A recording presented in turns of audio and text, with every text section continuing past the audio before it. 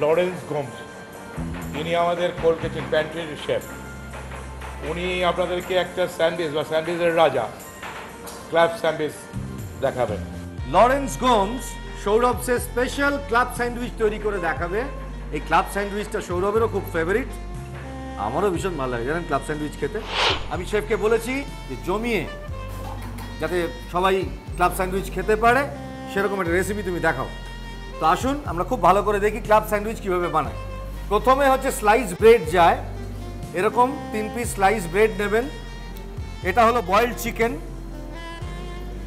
এই বয়েলড চিকেনকে কুচি করে নিতে হবে। এখানে কতটা চিকেন আছে? 3 টেবিলের জন্য 25 গ্রাম বোনলেস বয়েলড চিকেন কুচি করে নিলেন। এবারে এই চিকেনগুলোকে একটা পাত্রে রেখে এর মধ্যে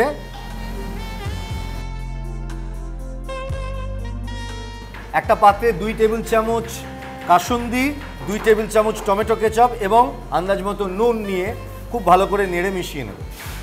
একটা সস তৈরি হবে, এটাকে এদের ভাষায় বলা হয় ট্যাঙ্কি সস। তো সেই সসটা আপনারা 1 টেবিল চামচ এই বয়েলড চিকেনের সঙ্গে ভালো করে মাখিয়ে নেবেন। এর মধ্যে আর কিছু যাবে না? আচ্ছা, এবারে দেখুন শেফ কি করছে। এটা কি টোস্টেড হবে না প্লেন হবে?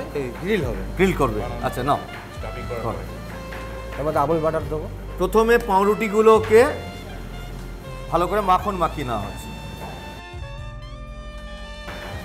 পাউরুটির 2 পিঠে ভালো করে মাখন মাখিয়ে নিন।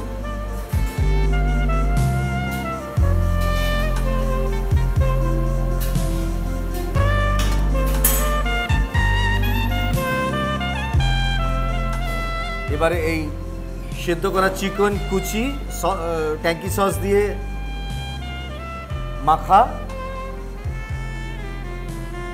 সস মাখানো চিকেনটা দিয়ে তার মধ্যে বেকন দিলাম, যাচ্ছে হচ্ছে বেকন, পোচ, এবার যাচ্ছে পোচড এগ। বেকন কতটা আছে ওর মধ্যে?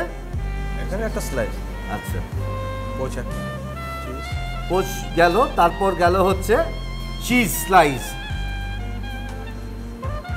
আপনারা যদি চান বেকন নাও ব্যবহার করতে পারেন, তার বদলে চিজ ব্যবহার করতে পারেন।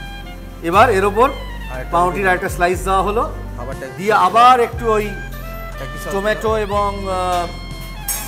টমেটো এবং কাসুন্দির মিশ্রিত সসটা দিয়ে ওপর থেকে লেটুস পাতা দিয়ে শসা টমেটো দিলাম,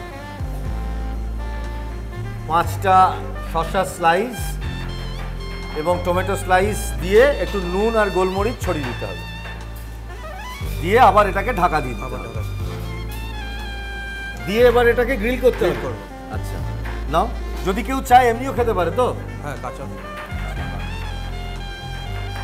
এবার স্যান্ডউইচ গ্রিলারে দিয়ে ওটাকে গ্রিল করতে হবে। কতক্ষণ গ্রিল করতে হবে? 5 মিনিট।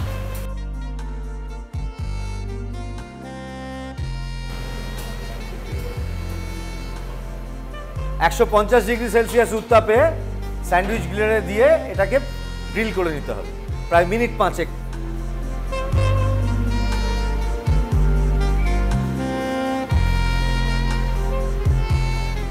তৈরি হয়ে গেল গ্রিল চিকেন স্যান্ডউইচ। বাহ! ধারালো ছুরির সাহায্যে ধারগুলোকে কেটে নিতে হবে।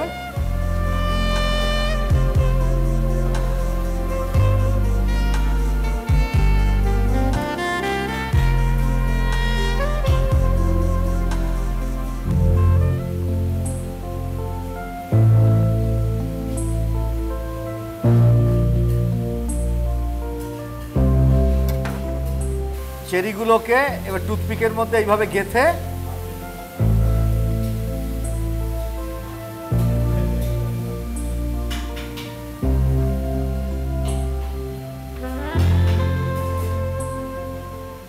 এইবার এটাকে পরিবেশন করতে হবে।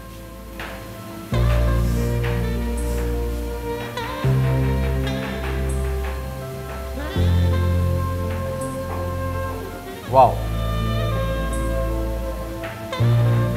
এক্সেলেন্ট। যদিও এর সঙ্গে ফ্রেঞ্চ ফ্রাই সার্ভ করা হয় এবং কোলস্ল, তো বাড়িতে আপনাদের আর অত ঝামেলার মধ্যে ফেললাম না, তাই এইটুকুই শেখালাম। আপনারা বানান, আপনাদের বাড়ির সবার নিশ্চয়ই ভালো লাগবে। আপনারা দেখতে থাকুন, আমি খেতে থাকি।